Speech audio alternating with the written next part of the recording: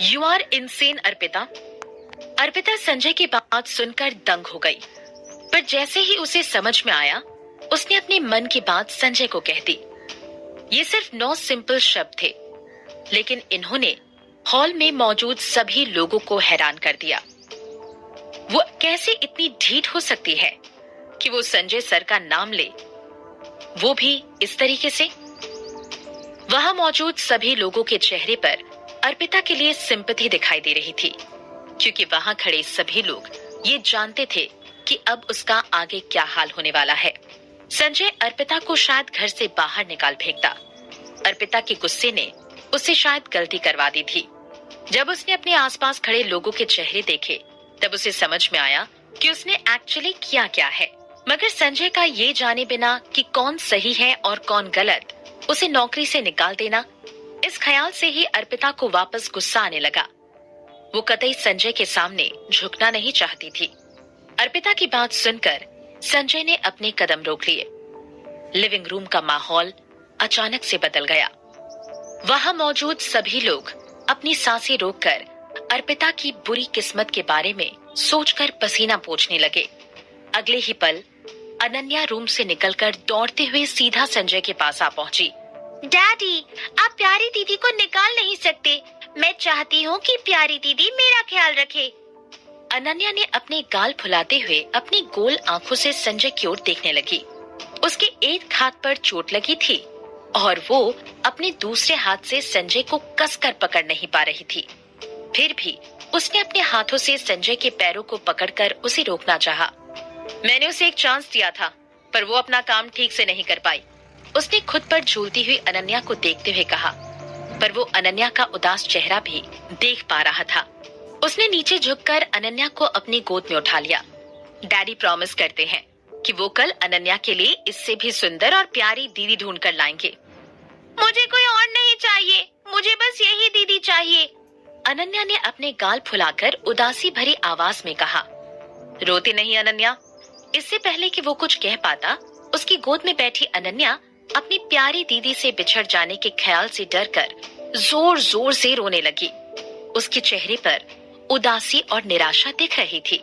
वो छोटा चेहरा संजय के कंधों पर आंसू बहाते हुए कहने लगा, मुझे सिर्फ प्यारी दीदी चाहिए, बैड डैडी।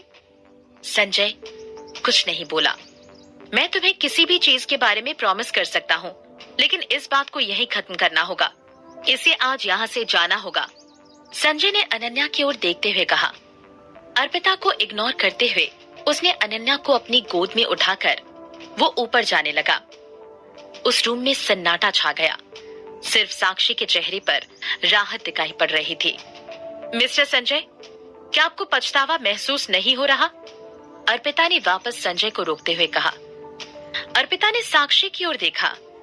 उसने पास ही रखे एक कॉफी टेबल पर से पानी का गिलास उठाया। उसके चेहरे पर पूरा पानी का ग्लास बेरहमी से फेंक दिया। आह, अर्पिता, क्या तुम पागल हो?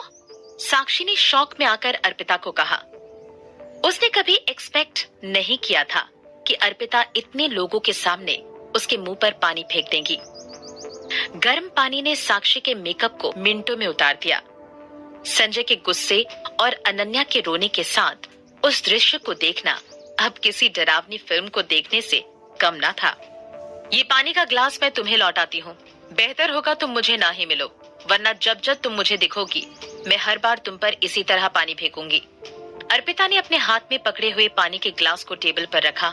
फिर वो वहां खड़े लोगों की तरफ देखते हुए वहां से जाने लगी। नौकर ने उसे बीच में रोकते हुए कहा, अर्पिता, तुम्हारी आज की सैलरी। उसकी कोई जरूरत नहीं है। उसकी जगह किसी डॉक्टर को अपने बॉस के इलाज के लिए हायर कर लो। दिमाग खराब है शायद उनका। दिमाग खराब है? वहां खड़े सारे लोग हक्के बक्के रह गए। यहाँ तक कि वो नौकर भी अपनी बात कहते कहते रुक गया।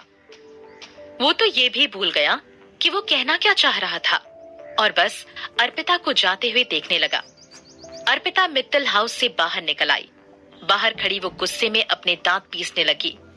वो पीछे मुड़ी और उस आलीशान बंगले को देखने लगी। मिस्टर संजय, आपको आपका कम दिमाग मुबारक हो, जो कि सही और गलत में फर्क नहीं देख सकता। मित्तल फैमिली जरूर आपके हाथों बर्बाद हो जाएगी। वो बहुत गुस्से में थी। वो इतनी हर्ट थी कि उसे वो दर्द अब अपने बॉडी में महसूस होने लगा था।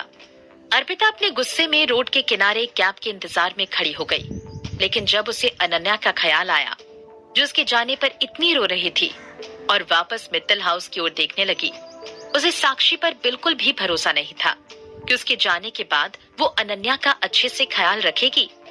इस ख्याल के आते ही नौकरी छूट जाने का गुस्सा अचानक से चिंता में बदल गया। उसी समय उसने अपने चेहरे को मारते हुए कहने लगी, अर्पिता, ख्यालों से बाहर आओ। इस वक्त तुम बहुत बड़ी मुसीबत में हो और यहाँ तुम रहम दिल नहीं बन सकती। संजय अपनी बेटी से बहुत प्यार करता था और वो साक्षी को कभी भी उसे तकलीफ पहुंचाने नहीं देगा, लेकिन अर्पिता के लिए, जो कि नौकरी के पहले दिन ही नौकरी से निकाल दी गई थी, बेहद बुरी बात थी। वो भी तब जब उसने प्रिया को अपनी नौकरी की खुशखबरी दे दी थी। वो उसे ये सब कैसे समझाएगी? क्या उसे ये कहना चाहिए संजय एक पागल इंसान है और उसके घर में काम करना काफी डेंजरस है? क्या संजय बहुत बेवकूफ है और उसे सही गलत की बिल्कुल भी समझ नहीं है? नहीं नहीं, प्रिया ये सब सुनकर मानने वाली नहीं है, उल्टा वो तो चिढ़ जाएगी। सबसे पहले उसे अपने सबसे बड़े क्रेडिटर को इस बात का भरोसा दिलाना होगा कि उसके पास एक अच्छी नौकरी है जिसकी सैलरी भी काफी अच्छी है। अर्पिता ने जल्दी ही वहां से एक कैब ली और धीरे धीरे मित्तल हाउस उसकी नजरों से गायब हो गया। मित्तल हाउस मास्टर बेडरूम के अंदर अपने सीरियस एक्सप्रेशन के साथ संजय अनन्या को लेकर बैठा हुआ था।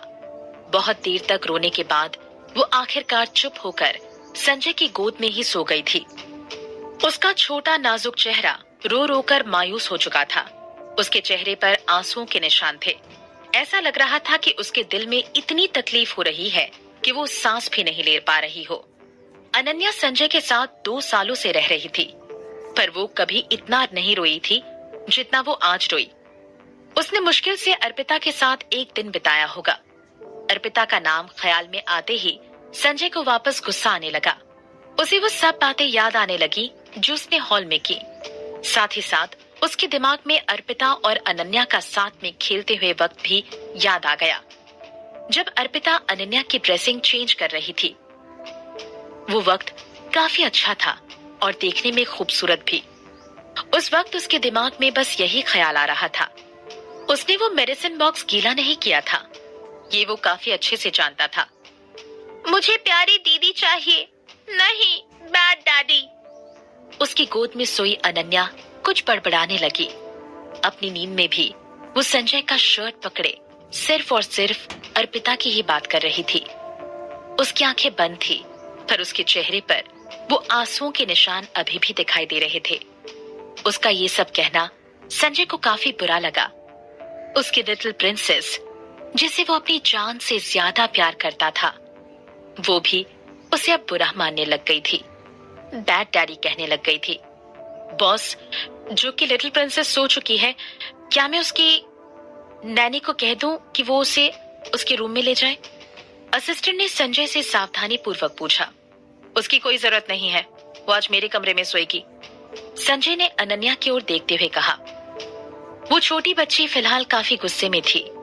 अगर अभी उसकी नैनी को उसके सामने लाया जाता तो शायद वो संजय से कम 1 महीने के लिए बात नहीं करती। संजय ने अनन्या से सर पर हाथ रखा, फिर उसे बेड पर सुलाते हुए उसे देखने लगा। संजय ने वॉशरूम से एक टॉवल को गीला करते हुए अनन्या के चेहरे पर लगे आंसू के निशान पोंछने लगा। उसके मासूम चेहरे को देखते हुए अर्पिता का चेहरा भी उसकी नजरों के सामने आ गया। किसी बात से उसे ऐसा लगा कि अनन्या का जिद्दी चेहरा भी बिल्कुल अर्पिता जैसा ही था। जब वो अपने ख्याल से बाहर निकला तो उसे उसका वो एटीट्यूड याद आ गया। संजय की नसें कसने लगी। वो अर्पिता के टच को महसूस कर पा रहा था।